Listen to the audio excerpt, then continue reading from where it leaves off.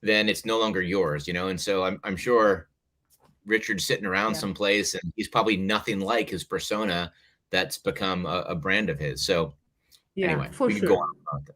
Yeah, yeah, that's for sure. In general, I think that people perceive other like entities. It could be a company or a specific personal brand that they're thinking about, and it's really different than what people would think about. And Totally. one thing that would come to my mind is like how Facebook has changed and the way it's perceived in some of people. The beginning, it seems very different than what it seems right now. It's like Mhm. the brand grown, and now it's like a grown up, and now Right. it's not like this cool kid that everybody's so enthusiastic about. They have expectations from this brand, I guess. So how do you see that when a brand is growing up actually? What happens to the brand? Yeah. Sometimes they're not relevant even sometimes. And that's right. I mean, I think relevancy is a big part of it. When, especially with the social media and very digital forward companies, and now Facebook is Meta and all the properties they own. You're absolutely right. I mean, it's somewhat on trend, and sometimes generationally people then adopt something else. So if the next generation is picking up TikTok, for example, then you can see an adverse reaction to other things. But because they monetized Facebook fairly early on and they wanted to continue to grow, they're going to find ways to adapt. Or that's when you see brands either come up with a new product to compete, or they buy a company like Facebook bought Instagram years ago. Yeah, So and WhatsApp. it is. You're right. It's very difficult because trends change, appetite for things change. In this case, I mean, again, we could probably splinter that conversation into 100 other ones, but because it's social media, there's so many things about social media that, whether it's privacy and data regulation and and privacy concerns, there's all that stuff that kind of attaches itself to those businesses, and you can have a bad brand perception, and a lot of my generation and my colleagues are getting off Facebook because it's not the thing that it was when we were in college. And so there's yes, you can absolutely have those issues, but there's a lot of great ones too that kind of ebb and flow. Google, Apple, you mentioned Netflix earlier. These are, Yeah. I mean, look at Netflix.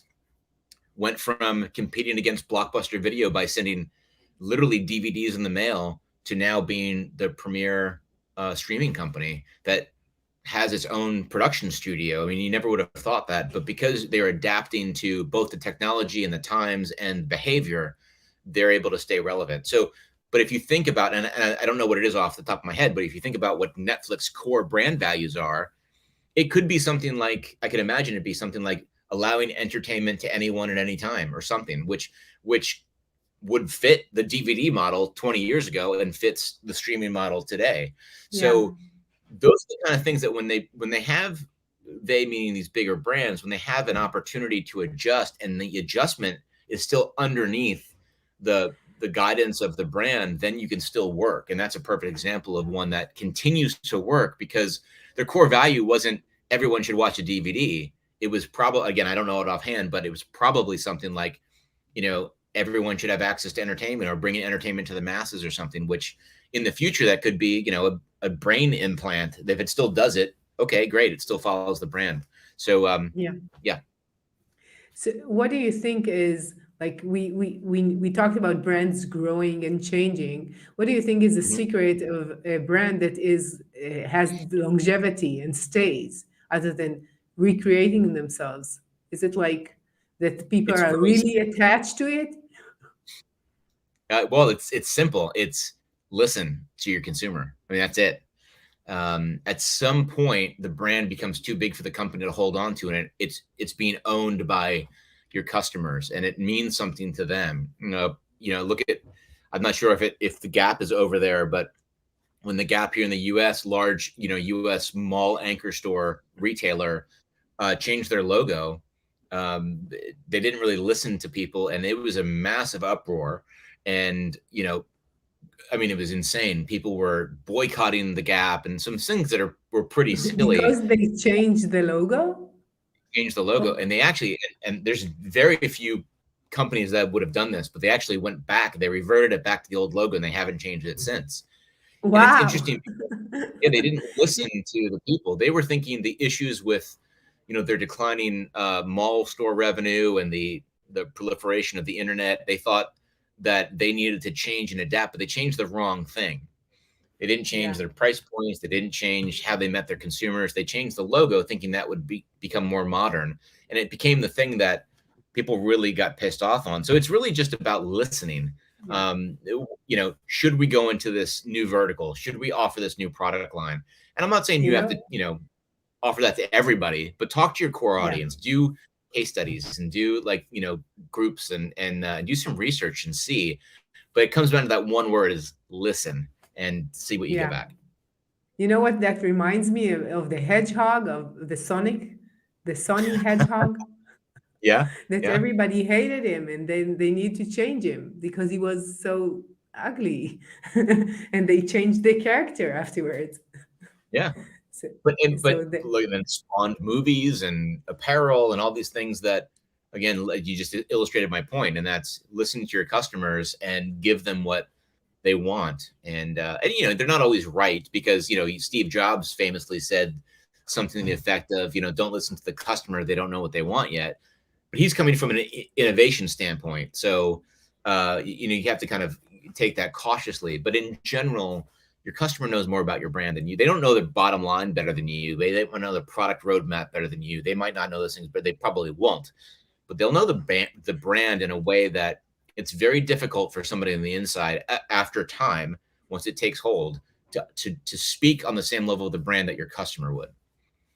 yeah, I know that you're talking in many cases when you're thinking about yourself as a leader, a creative leader, and I want to hear what you're thinking about the topic that is in my mind all the time, which is generative AI and how would it influence creativity and in general creative professionals. And Mhm. we have Mid Journey and OpenAI and everything. So how do you think that would influence what we're seeing? Right now I think it's too young. I've seen the open AI and I think it's pretty interesting, but it's still really rudimentary. So if you ask, I saw something recently. Somebody said, I asked the AI machine to paint me a photo of, or paint me a painting of a caveman taking a selfie, and it was just it was really rudimentary. It was like it did it, it understood it, but creativity doesn't come from a machine. It fundamentally can't. And I think you can get the building blocks from a machine, from artificial intelligence. I asked it to write me a story the other day, and it was very simple. It was along the lines of a nursery rhyme, or Jack and Jill went up the hill, and it's very Yeah. simple. The It might get there, but you're never going to have that human component when things are creative. And so I think we were made that way. I think we were made to be creators. I think we were, as humans, we have a unique ability that I don't think will ever be able to be mimicked. And that is to dream up, to imagine, to wonder. And by doing that, that's where creativity lies. And I believe I'm a believer that everyone is creative. I think that everyone in some right, and it doesn't need to be even like fine arts, or even things like cooking, or things that we think are kind of like artistic. I think how we express ourselves, how we speak to people, how we are at work, how we are in relationships, I think we can be creative in those moments. And that's something that can just never be replicated by machines. And if it does happen in my lifetime, I think I'll be scared to death, because one, I'll be out of a job, but two, I've seen enough Terminator movies to know that doesn't end well.